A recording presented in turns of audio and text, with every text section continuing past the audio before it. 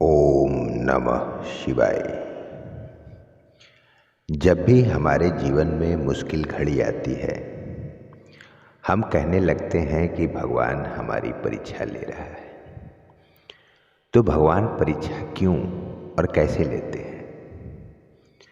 हम जीवन भर उस परमात्मा की भक्ति करते हैं, पर हमें जब इच्छित फल नहीं मिलता है तो हमारा विश्वास डगमगाने लगता है और हम जबकि उस किनारे पे होते हैं, परंतु हमें उसका कभी यकीन नहीं होता है। जब तक आप खुद पर विश्वास नहीं करते, तब तक आप भगवान पर भी विश्वास नहीं कर सकते। अब सोचो, परीक्षा किसकी होगी? जो पढ़ेगा, जो स्कूल में नाम लिखवाएगा, यानी जिसे भगवान को पाना है वो तो परीक्षा देगा ही देगा। परंतु जिसे भक्ति ही नहीं करनी, वो स्कूल में तो जाएगा परंतु पढ़ेगा नहीं और सभी परीक्षाओं में फेल होगा। निस्वार्थ भाव से ही ईश्वर की भक्ति करना ही सच्ची भक्ति है और यही हमारा परम कर्तव्य है। प्रभु का सच्चा भक्त वही है जो भगवान से ही प्रेम करता है, सच्चे हृदय से उन्हें याद करता है, किंतु उनसे संसार की कोई वस्तु नहीं मांगता। वो प्रभु से कहता है कि प्रभु, मुझे सिर्फ आपका प्रेम चाहिए। भगवान श्री कृष्ण भगवत गीता में बताते हैं कि मनुष्य का यह नाशवान शरीर समुद्र के समान है और मन उस समुद्र का जल है। जब विवेक रूपी मंथनी से ज्ञान रूपी बासुकी नाग के द्वारा मंथन किया जाता है, तब र यानी भक्ति, ज्ञान, वैराग इत्यादि 14 र प्रकट होते हैं, जिससे मानव जीवन का कल्याण होता है। प्रत्येक प्राणी को विवेक की आवश्यकता होती है। विवेक और बुद्धि द्वारा ही प्राणी गृहस्थ जीवन सुखी और आनंदमय बना सकता है। ईश्वर आराधना से ही दुखों का मोक्ष संभव है। आत्मा का सीधा संबंध परमात्मा से है। भक्त की भावना से भगवान प्रसन्न होते हैं। कृपा के सागर जब भक्त पर कृपा दृष्टि डालते हैं तो इससे पहले उसका सब कुछ हरण कर लेते हैं। कृपा तो करते हैं पर परीक्षा भी बहुत लेते हैं।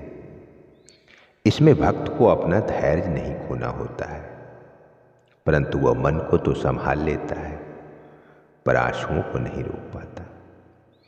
यह आंसू तो भक्त का परम धन है। आंसू ही पवित्र गंगा है। जब इस पवित्र गंगा जल से भक्त का अहंकारी मन धुलकर पवित्र हो जाता है, तभी भगवान की कृपा उस पर बरसती है। अहंकार ही व्यक्ति को कर्तव्य विमूढ़ कर देता है, उसके सोचने की शक्ति समाप्त कर देता है। प्राणी माया से विवश होकर अपने आप को ही सब कुछ समझ लेता है। कश्यप नंदन ब्रह्मा जी से वर पाकर अपने आप को अमर समझ बैठे। तब ब्रह्मा जी ने कहा कि मैं स्वयं अमर नहीं हूँ, इसलिए तुम्हें अमरता का वरदान कैसे दे सकता हूँ।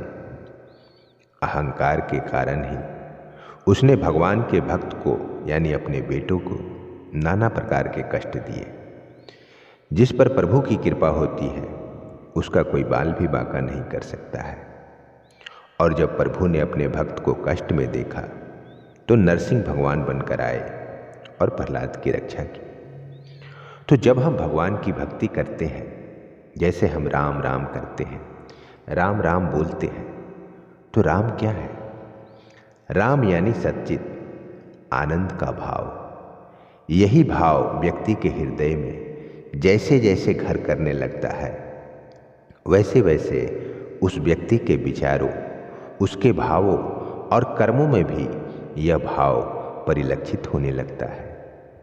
वह बोलेगा तो आनंद होगा, वह हंसेगा तो आनंद होगा, उसके प्रत्येक कार्य में आनंद ही आनंद होगा और आनंद का चिंतन किसी प्रकार से भी निरर्थक नहीं हो सकता।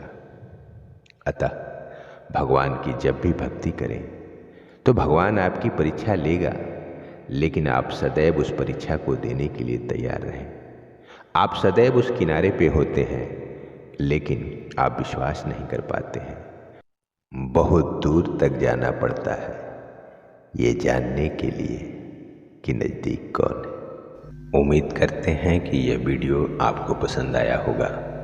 धर्म, अध्यात्म और जीवन के सत्य को जानने के लिए आप अपने चैनल दिव्यांश दीप को सब्सक्राइब जरूर कीजिए और इसे लाइक और शेयर भी जरूर कीजिए।